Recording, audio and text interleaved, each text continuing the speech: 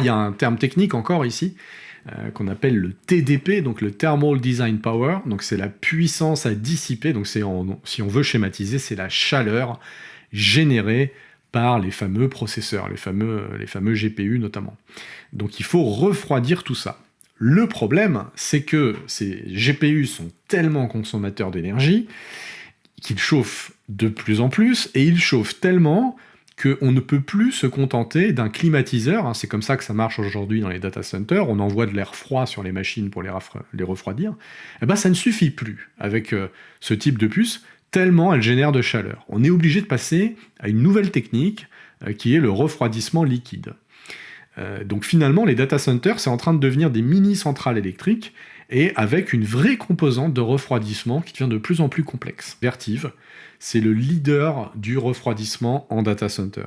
Vertiv Holding, 66 de PER, donc vous voyez qu'il y a déjà eu une très belle envolée du cours, hein, donc je ne suis pas en train de vous faire un scoop en vous présentant ça, il y a déjà beaucoup d'investisseurs qui ont compris tout ça et qui se sont déjà positionnés, mais c'est intéressant parce que la tendance, on voit qu'elle est vraiment solide, hein. On a encore une fois 1 an et demi sous les yeux, il y a eu une petite correction qui a eu lieu en début d'année, mais elle s'est vite rattrapée. À partir de l'été, on a franchi une Golden Cross, et là on est dans une jolie tendance haussière, avec une petite correction aussi qui a eu lieu, bien sûr, il y a eu une correction assez généralisée en octobre-novembre, mais le titre est toujours dans une tendance haussière, avec un PER à 66, et comme on l'a vu, les raisons fondamentales sont assez intéressantes pour envisager cette société-là. Voilà, c'est tout pour cette vidéo. J'avais envie, en conclusion, si vous avez écouté jusque-là, déjà, merci, n'hésitez pas à mettre un petit like, et puis à partager la chaîne, hein, la chaîne a démarré récemment.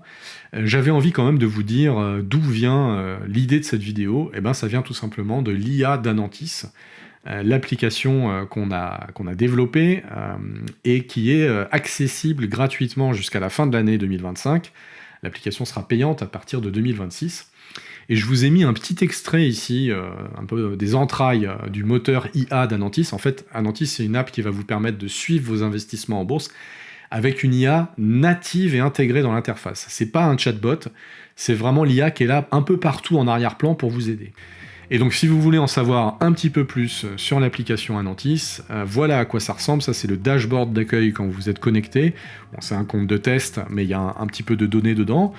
Et évidemment, vous pouvez aller beaucoup plus loin. Vous voyez que vous avez même une notion de crédit d'IA qui est intégrée, et on offre gratuitement pour le lancement 50 crédits par mois à tous nos utilisateurs. Vous n'avez absolument rien à payer, vous n'avez même pas besoin de mettre de carte bleue pour vous inscrire. Il vous suffit d'un compte Google, vous vous connectez et vous pouvez commencer à saisir vos actions.